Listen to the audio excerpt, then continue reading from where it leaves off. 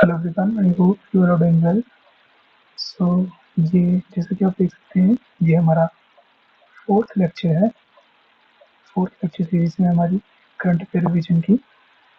इसमें हम क्या कर रहे हैं कि पॉलिटी और गवर्नेंस का जो करंट अफेयर है हम वो कवर कर रहे हैं। हम क्या कर रहे हैं कि हम सब्जेक्ट वाइज हम जो है वो करंट अफेयर्स को जो है वो कवर कर रहे हैं। सब्जेक्ट वाइज कैसे, जैसे हमने अभी पॉलिटी और गवर्नेंस किया, इसके बाद आपको जो है वो economy, environment, science and tech वगैरह आपको मिल जाएगा। अब इसमें क्या होगा कि हमने मंथली मैगजीन्स को क्यों चुना, क्योंकि मंथली मैगजीन्स में थोड़ा एक एनालिटिकल पार्ट भी होता है आपका।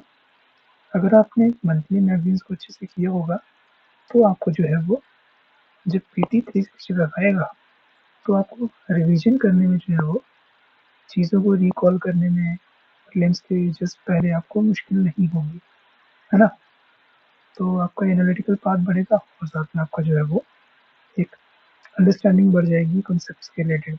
ठीक है, तो हमने ऑलरेडी आपका नवंबर, अक्टूबर और सितंबर का करंट अफेयर अपलोड कर दिया है, आप जाके वो देख सकते हैं। अब ये जो है वो अगस्त का करंट अफेयर है। पहला टॉपिक हम इसमें देखते हैं अपना डाटा प्रोटेक्शन बिल के ऊपर है ये। तो रिसेंटली प्रेसिडेंट ने सेंड दे दिया है डाटा प्रोटेक्शन बिल को। बैकड्रॉप थोड़ा समझते हैं कि क्या था। देखिए, 2017 में जो है वो केस पुट्टास्वामी जजमेंट आई थी, जिसमें ये कहा गया था कि जो फंडामेंटल राइट है उसमें राइट टू प्राइवेसी भी एक उसका सब पार्ट है।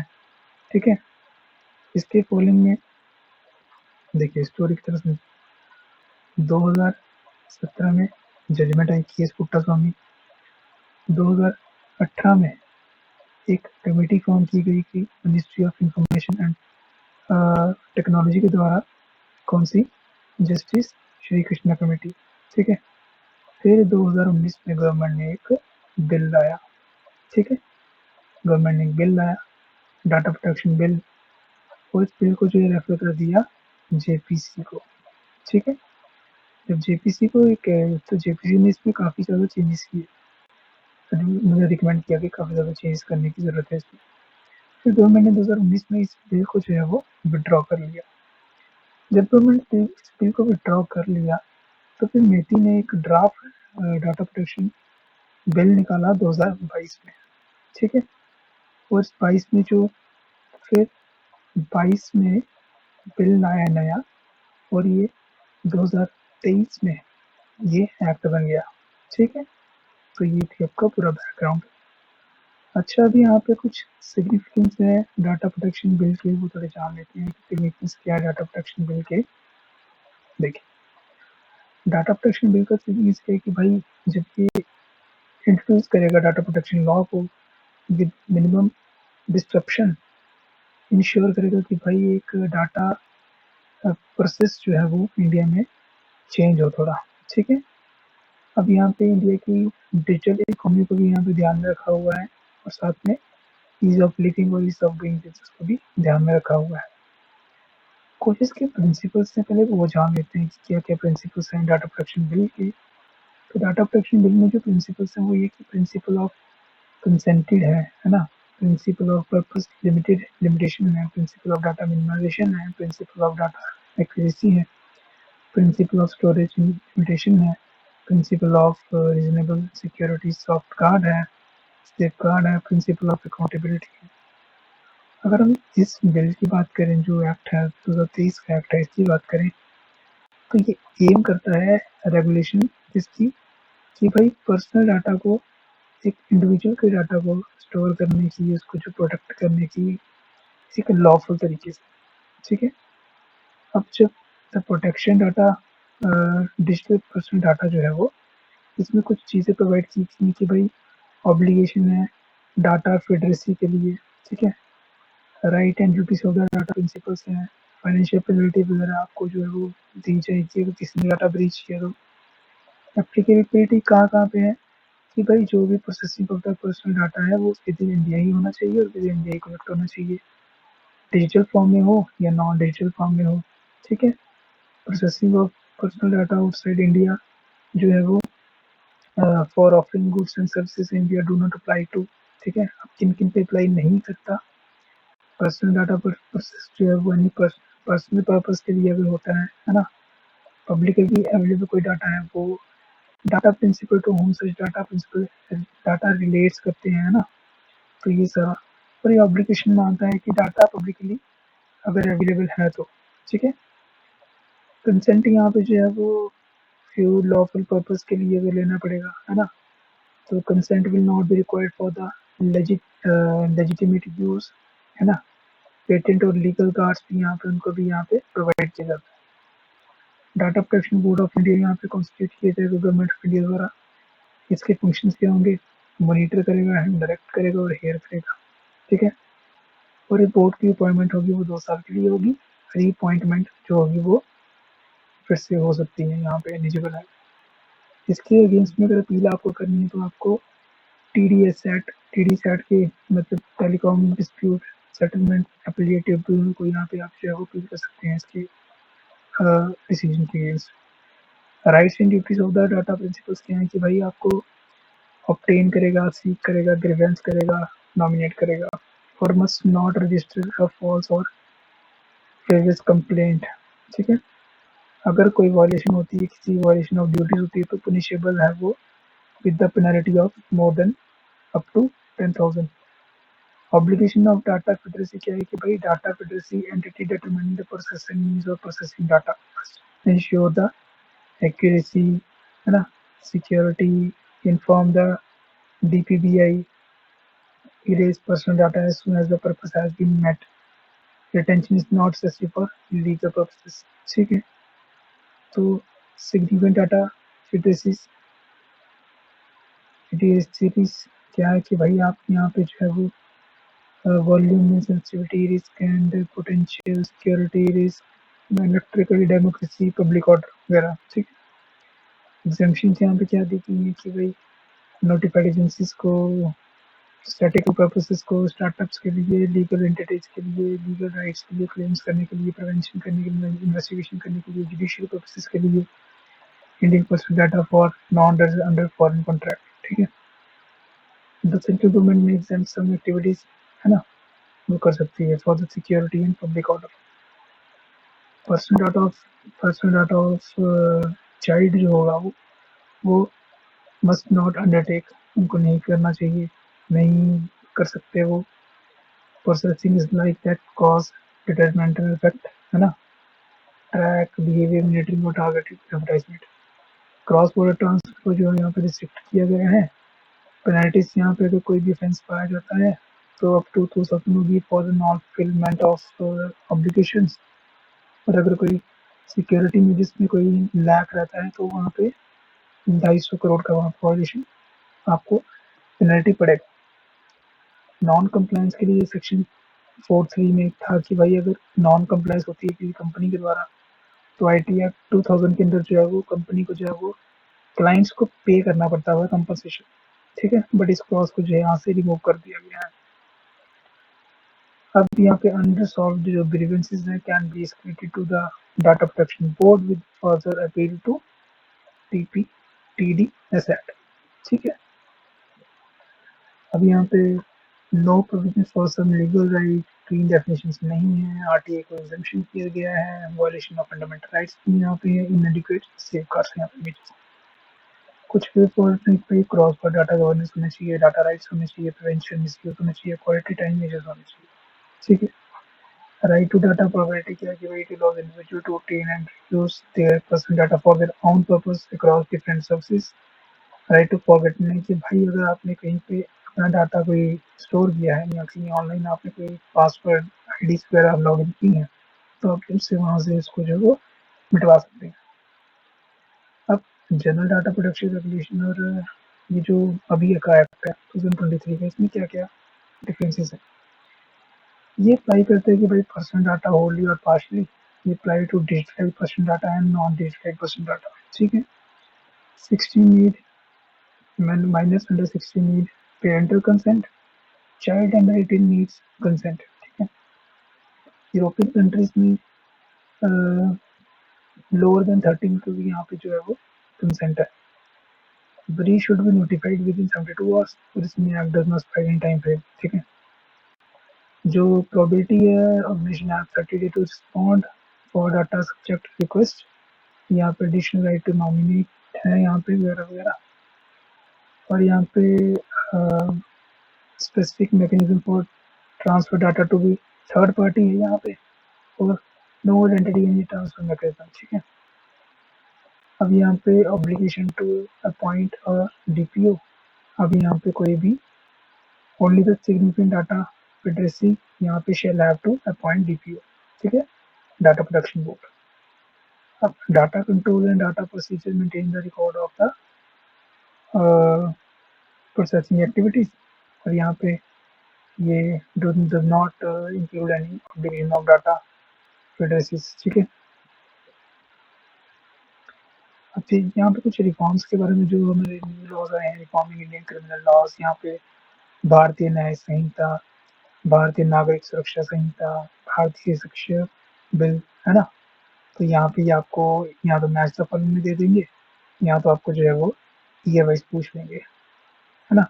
और इसको जो है वो आपको हिस्ट्री से, मॉडर्न हिस्ट्री से आपको रिलेट कर देंगे कि भाई कौन सा गवर्नर जनरल था जिसके अंडर जो ये लॉज आए थे, ठीक है।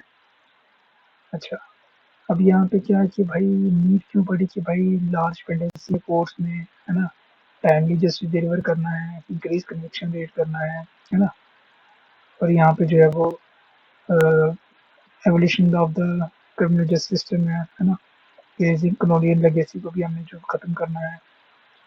अच्छा, भारतीय न्याय संहिता जैसे मैंने आपको बताया कि मॉडर्न हिस्ट्री से आपको रिलेट करेगा, तो चार्टर एक्ट जो 1833 था, वहाँ पे इस्टेब्लिश किया गया था कि भाई ऑल इंडिया लेजिस्लेटिव काउंसिल होनी चाहिए जो लॉ मेंबर्स को अपॉइंट करेगी, और एक कमीशन आएगी, ठीक है।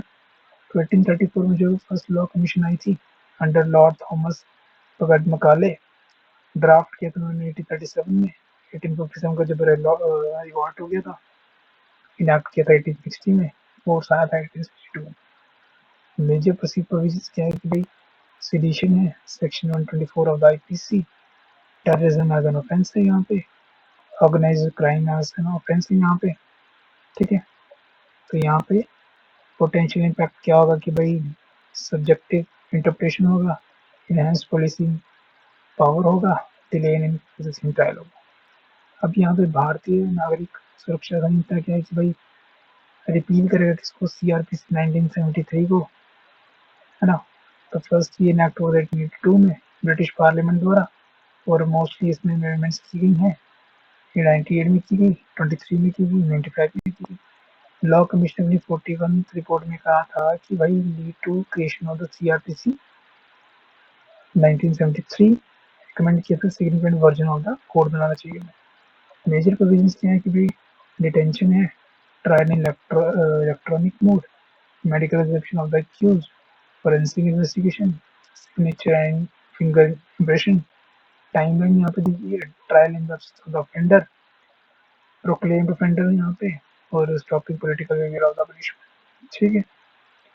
पॉलिटिकल इम्पैक्ट क्या है कि भाई एग्जेम्प्टेड केस डिस्पोजल होगा, एक्सपेक्टेड केस डिस्पोजल होगा, इंटीग्रेशन ऑफ टेक्नोलॉजी होगा, improvement in right of the victim होगा, फेयरनेस इन्वेस्टिगेशन होगा, इंक्रीज इंटरवेंशन पीरियड होगा, ठीक है।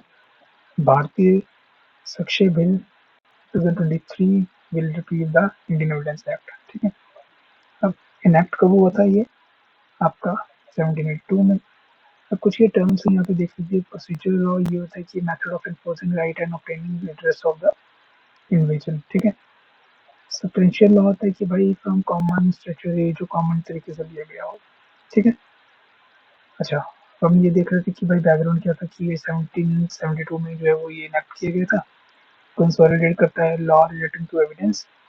जो लॉ है, law of the evidence not being subjective और procedure law falling in the category of the objective law, ठीक है।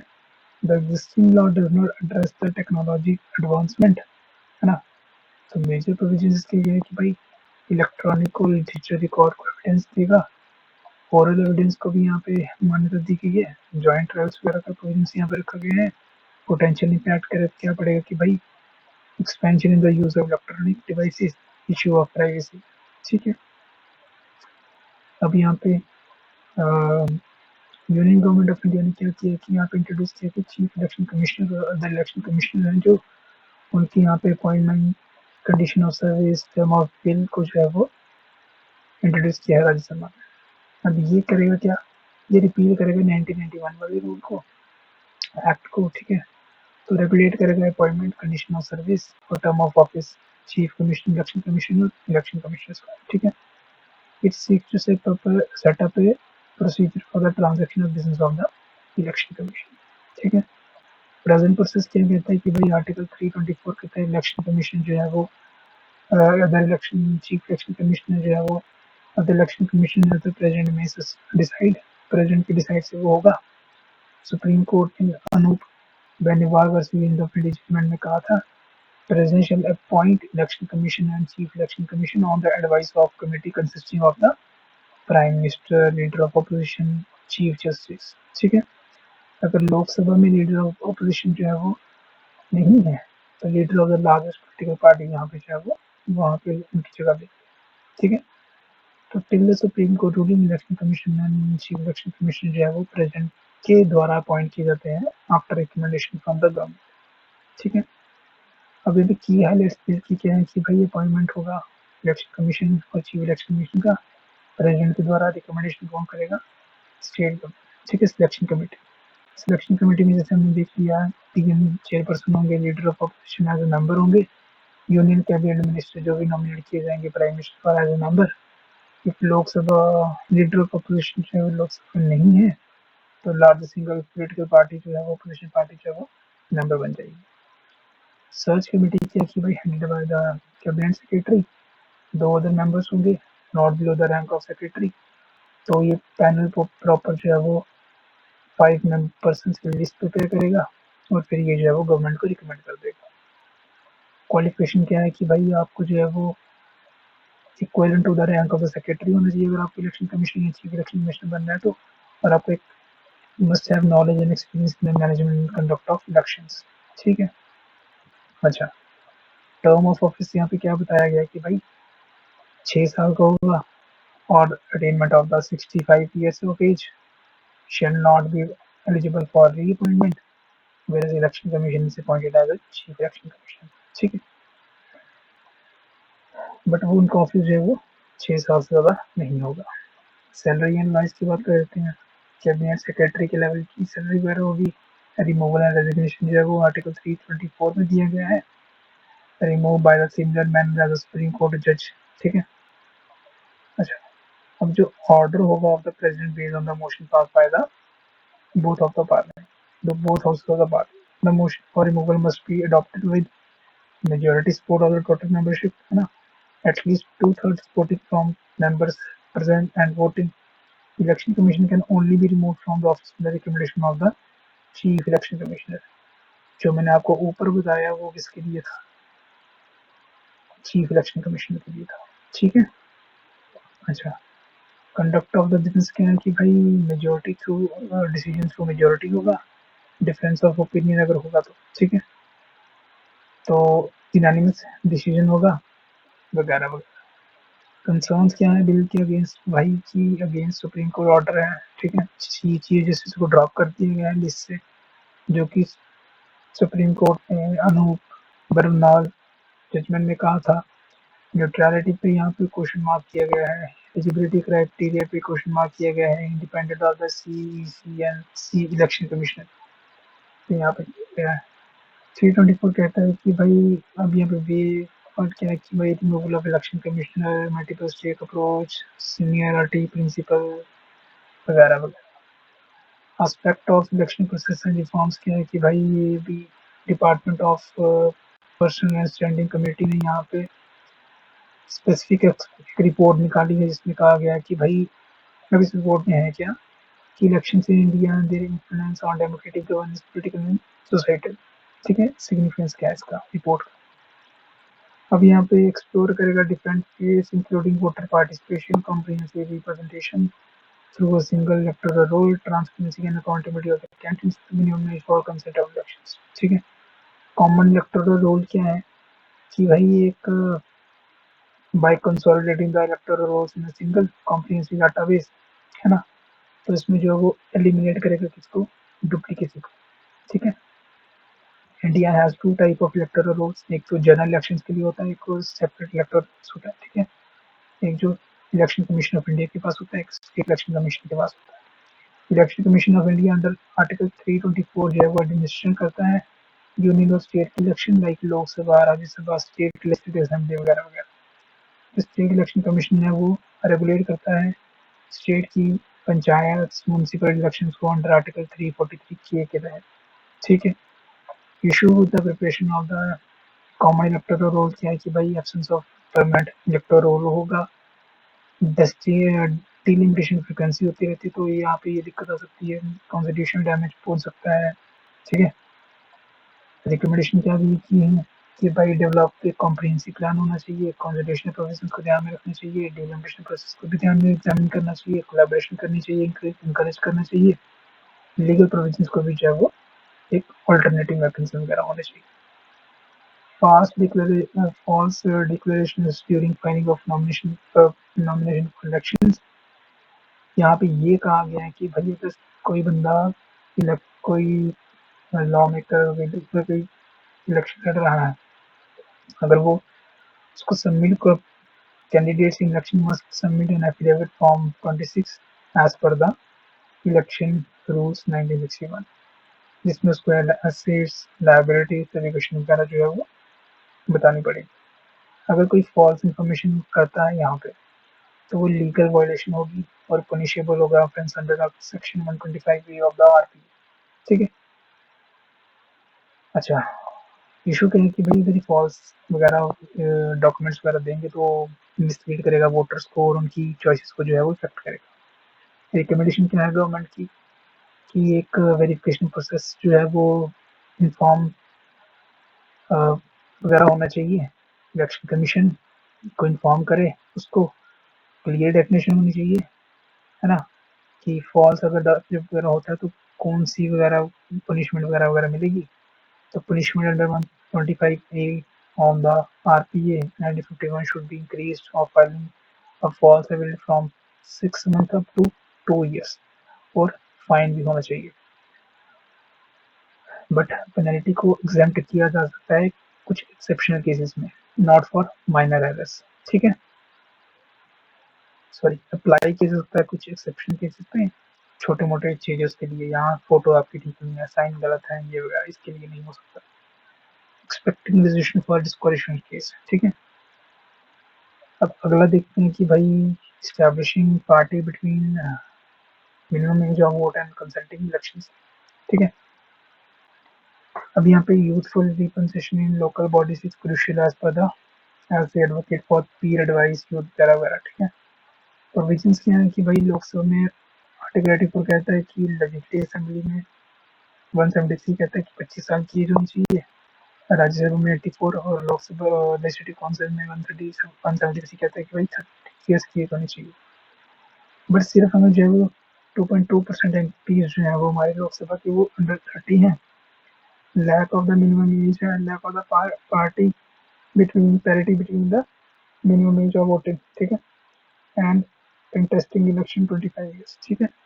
As per the election commission of India unrealistic to be expected 80 years for to process the necessary experience and maturity. Recommendation क्या दी गई कि भाई reduce कर देना चाहिए मिनिमम एज को असेंबलीज के लिए, है ना, कॉम्प्रिहेंसिव सिविल एजुकेशन जो है प्रोग्राम चलाना चाहिए, है ना, वगैरह वगैरह। अगला आर्टिकल चलते हैं government of national capital territory, ठीक है। दिल्ली में जो अभी नया एक्ट आया, पार्लियामेंट ने पास कर दिया इसको।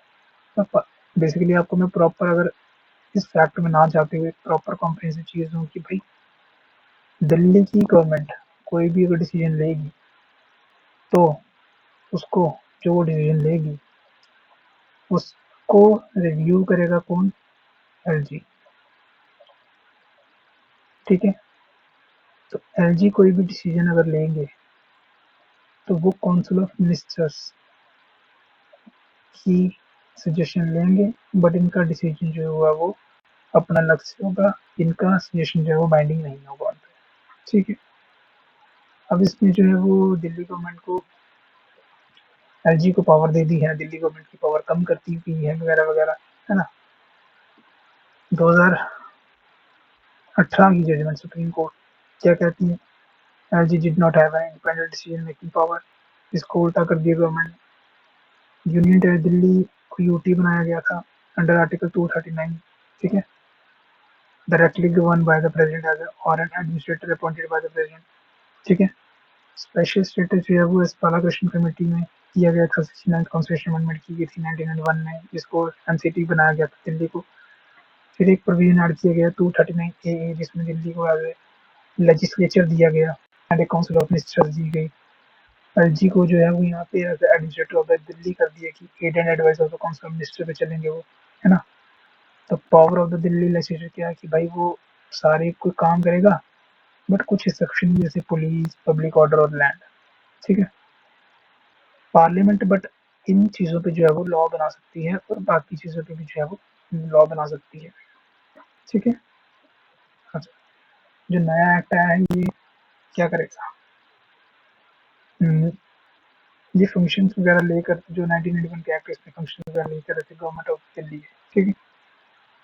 अच्छा, यहाँ पे चैलेंजेस क्या है कि अनक्लियर स्टेटस है, absence of national and international institutions है, नेशनल प्रेस्टीज का मामला है ये, है ना, डिले इन डिसीजन मेकिंग वगैरह वगैरह।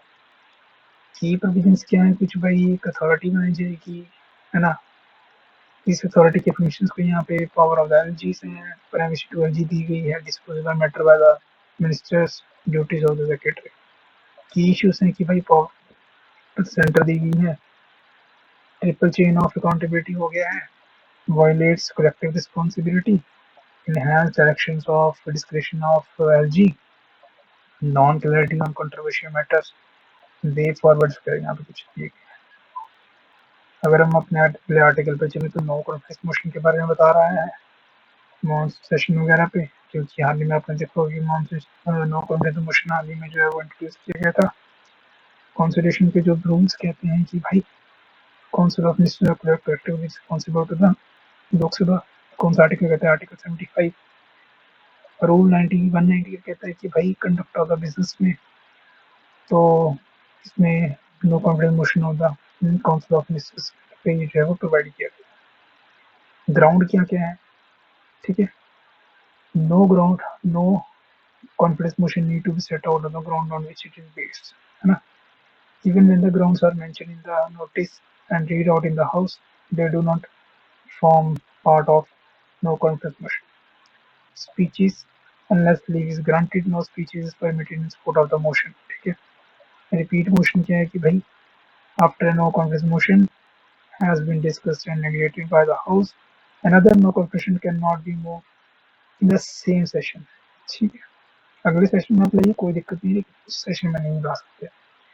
यूजुअल प्रोसेस क्या है नो कॉन्फिडेंस मोशन का कि house experience serve with the no confidence motion the council minister, speaker इसको एग्जामिन करेगा, मेंबर को टेबल किया जाएगा, स्पीकर कॉल करेगा मेंबर्स को कि भाई आप आइए इसके फेवर में जो है वो वगैरह वगैरह कीजिए। नॉट लेस देन 50 मेंबर्स जो है वो rise the speaker declare the leave is granted by the house, ठीक है। अगर 50 लोग उसके फेवर में आते हैं, the motion is then taken up for discussion within 10 days from the date of the grant of leave, ठीक है। इम्प्लीकेशन की है कि भाई पॉलिटिकल वैक्यूम क्रिएट कर देते हैं, अगर लोगों से नो कंडक्ट मोशन पास हो जाएगा, एडमिनिस्ट्रेटिव चैलेंजेस तो आ जाते हैं यहाँ पे, पार्लियामेंट्री एफिशिएंसी यहाँ पे होती है, बर्डन ऑन एक्सचेकर्स होता है। मेडिटेशन बिल 2023 को क्या कहता है, एडीआर एक रिपोर्ट, एडीआर ने जो है वो प्रेफर किया है कि जो आपका मेडिटेशन बिल है इसमें जो है वो ऑल्टरनेट किया जाए इसको एडीआर के, ठीक है। डिफाइन किया गया है मेडिटेशन को कि भाई meditation includes express meditation, pre litigation meditation, online meditation, community meditation, है ना। अब वॉलेंटरी प्री लिटिगेशन मेडिटेशन को यहाँ पे डिफाइन किया गया है, dispute not to be fit for meditation कौन कौन से हैं, जहाँ पे जो है वो अगेंस्ट माइनर हो, क्रिमिनल प्रोसिक्यूटिंग हो, राइट टू थर्ड पार्टी करो, जुडिशियल टेरिटोरियल जुरिडिक्शन जो है यहाँ पे बताई गई है, टाइमिंग्स फॉर कलेक्टिव मेडिटेशन की भाई विद इन 120 days और बाय अदर सेक्शंस यहाँ पे होना चाहिए। Establishment of the medicine council of India, है ना। तो यहाँ पे कौन कौन होगा, एक मेंबर होगा, दो फुल टाइम मेंबर होंगे, और चेयरपर्सन और दो फुल टाइम मेंबर होंगे, एक पार्ट टाइम मेंबर होगा और 3 एक्स ऑफिशियो चेयरमैन होंगे। टोटल कितने होंगे, 6 मेंबर होंगे, सॉरी 7 7 मेंबर होंगे, ठीक है, 7 मेंबर होंगे। अच्छा, एक डिफेंस मेडिसिन सर्विस प्रोवाइड करी जाएगी, है ना। कंडक्ट ऑफ कम्युनिटी मेडिसिन होगा, इन्फोर्सेबिलिटी इसकी विद इन 90 डेज होनी चाहिए, ठीक है। अच्छा, अब एडीआर के यहाँ पे कुछ बारे में बताया गया है, इसको हम नहीं देखेंगे क्योंकि ये ऑलरेडी आपका डिस्कस हो चुका है पहले ही, पुराना आपका बेसिक है आपका। नीड फॉर मेडिसिन क्या है कि भाई डेडिकेटेड एक्ट होना चाहिए, reduce the burden of the court and solution होना चाहिए, fulfilment of Singapore convention commitment होनी चाहिए, रिड्यूस कॉस्ट ऑफ मेडिसिन होनी चाहिए, लेस टाइम कंज्यूमिंग है, ठीक है। बाकी कंसर्न्स वगैरह कुछ नहीं है, ये वे फॉर्मेट है, हमारे काम का नहीं है, ये पॉइंट ऑफ व्यू से हम प्रीलिम्स का यहाँ पे देख रहे हैं। अच्छा, general guidelines for celebration influencer and virtual influencers क्या है कि भाई acting advertising standing committee of the government India है, तो उसने कंपनीज के गाइडलाइंस जो है वो यहाँ पे दी है इन्फ्लुएंसर एडवर्टाइजिंग डिजिटल मीडिया, ठीक है। अब ये जो है वो ASCI जो है वो कब फॉर्म की गई थी, 1985 में अंडर द कंपनीज एक्ट 2013, है ना। वॉलंटरी सेल्फ रेगुलेटरी ऑर्गेनाइजेशन है, प्रोटेक्टिंग जो है वो इंडियन कंज्यूमर इंटरेस्ट करती है ये, है ना। डिपार्टमेंट ऑफ कंज्यूमर अफेयर्स इसको रेगुलेट करता है, और ये जो है वो कंज्यूमर प्रोटेक्शन एक्ट 2019 के तहत जो है वो पेरेटिक्स न्यू गाइडलाइंस जो इन्होंने दी हैं, उसमें पेनल्टीज जो है वो कंज्यूमर प्रोटेक्शन एक्ट के तहत बताई गई हैं। Guidelines for all disclosures due residence, है ना। अब की प्रोविजंस ऑफ द गाइडलाइंस क्या है कि भाई प्रोहिबिट करता है सर्विस एडवर्टाइजमेंट, प्रोहिबिट करता है टारगेटिंग चिल्ड्रन, पेनल्टीज यहाँ पे जो है वो आपको एक्ट के तहत लगाई जाएगी 10 लाख और 50 लाख की। फॉर हेल्थ इन्फ्लुएंसर इन्फ्लुएंसर जो फाइनेंशियल इन्फ्लुएंसर है ना, वगैरह वगैरह। नीड क्या पड़ी कि भाई decision making of the consumers, rising version of influencer, clarity perception of influencer, टिंग मार्केटिंग, ठीक है। Registration of birth and death act 2013 2023, इसको अमेंड किया गया, इसने अमेंड किया है 1969 के एक्ट को, और की फीचर्स जो 1965 69 वाला एक्ट है। अच्छा, अब registration general and census commission of India को यहाँ पे देख लेते हैं कब फॉर्म किया गया था। दिल्ली में इसका हेडक्वार्टर 1961 में किया गया था, मिनिस्ट्री ऑफ होम अफेयर्स को जो है रेगुलेट करती है, वगैरह वगैरह। अब कुछ यहाँ पे ये चीज़ें हैं, इसको देख लेते हैं। कहता है कि भाई ये पॉइंट होगा कौन, registrar general of India by the central government, chief registrar, district registrar, registrar to be appointed by the state, है ना, by the state government. Certain concerns to report birth death to the registrar like a medical officer in charge, ठीक है। अच्छा, जो in respect of birth and death occurring in the house, it is the duty of the head of the house, and in hospital the medical officer in charge is responsible for reporting, ठीक है, उसको report करवाने की। A birth certificate can be obtained without the name of the child, ठीक है। Fall under category concurrent list में fall करता है ये, ठीक है। जो नेशनल लेवल पे हमारा रजिस्ट्रेशन ऑफ बर्थ रेट है वो 90, वो जो 93% है, और डेथ रेट जो है वो 92% है, ठीक, अच्छा रेट है यहाँ पे। The act has not been amended since its inception, है ना, इसलिए यहाँ पे ये चेंजेस लाए गए। की फीचर जो 2023 वाले के वो क्या है कि भाई database for birth and death होगा, चीफ रजिस्ट्रार और रजिस्ट्रार यहाँ पे काम देखेंगे, इलेक्ट्रॉनिक सर्टिफिकेशन होगी, लिंक विद आधार होगा, कनेक्शन डाटाबेस होगा, यूज ऑफ बर्थ सर्टिफिकेट होगा, अपील प्रोसेस जो है वो विद इन 30 दिन होनी चाहिए। इश्यूज क्या है कि भाई अगेंस्ट फंडामेंटल राइट है, एडमिशन जो है वो स्कूल में डिनाई कर दी जाती है without birth certificate, right to privacy पे यहाँ पे थोड़ा इशू है, sole conclusion proof of age है, surveillance of state, press administration of India bill यहाँ पे लाया गया है, रिप्लेस करेगा इसको 1867 वाले बिल को, जो गवर्न करेगा distribution of print and publishing industry in the country. की हाईलाइट्स क्या है कि भाई सेंट्रल गवर्नमेंट जो है वो अपॉइंट करेगी press registry general of India, उसको एम्पावर करेगी to suspend cancel certificate of registration वगैरह वगैरह। डीक्रिमिनलाइजेशन ऑफ एलियन प्रोविजंस यहाँ पे किया गया है। एप्लीकेट बोर्ड बनाया गया है यहाँ पे, और यहाँ पे बिल रिव्यू करेगा यहाँ पे जो बुक्स वगैरह सब्जेक्ट टू द मिनिस्ट्री है, ठीक है। सिग्निफिकेंस ऑफ बिल क्या है कि भाई सिंपली रजिस्टर प्रोसेस करेगा, अपहोल्ड करेगा मीडिया फ्रीडम को, increase the ease of doing business करेगा वगैरह वगैरह। तो यहाँ पे जॉन लॉरेंस ने यहाँ पे ये बिल के अंदर ये बिल लाया गया था। अगला आर्टिकल यहाँ पे कहते हैं कि एडवोकेट्स को यहाँ पे जो 2023 वाला उसको अमेंड किया गया है 1879 वाले एक्ट को, सर्टेन प्रोविजंस को एक्ट यहाँ पे अमेंड किया गया है। प्रोविजंस यहाँ पे ये कहते हैं कि bill provide for the every high court and high court जज can frame and publish list of torts, ठीक है। Such person name in the list of torts will be excluded from entering the court premises, है ना। Tort refers to a person who is either person to procure और procure the employment of a legal petitioner in return of a payment, ठीक है। इसमें जो है वो चलो आपको समझ आ गया। अभी आपका हमारा जो है वो अगस्त का करंट अफेयर हो चुका है, सितंबर का हो गया, अक्टूबर का हो गया, नवंबर का हो गया, हमारे 4 महीने का पॉलिटी और गवर्नेंस डन हो गया। इसके बाद आपका आएगा जुलाई, जून, मई, अप्रैल, फेब, सॉरी मार्च, फेब और जैन। जब हमारा ये हो जाएगा, ये हमारा कितना 1 2 3 4 5 6 7 दिन में हमारा नेक्स्ट विदिन 7 डेज हमारा जो है वो पॉलिटी डन हो जाएगा। इसके बाद हम जो है वो देख लेंगे, अगर हमने इन्वायरमेंट करना होगा या इकोनॉमी करना होगा तो हम उसके हिसाब से यहाँ पे देख लेंगे। बाकी आप इन वीडियोज़ को जो है वो देखिए, रिवाइज कीजिए, अच्छे से अपने कॉन्सेप्ट्स को यहाँ पे जो है वो क्लियर कीजिए, है ना। तो आज के लिए बस इतने, प्लीज़ चैनल को सब्सक्राइब कर लीजिए ताकि आने वाली जितनी भी अपडेट्स हैं उनका नोटिफिकेशन आपको आ जाए। तो आज के लिए बस इतने रखते हैं। Have a nice day, thank you.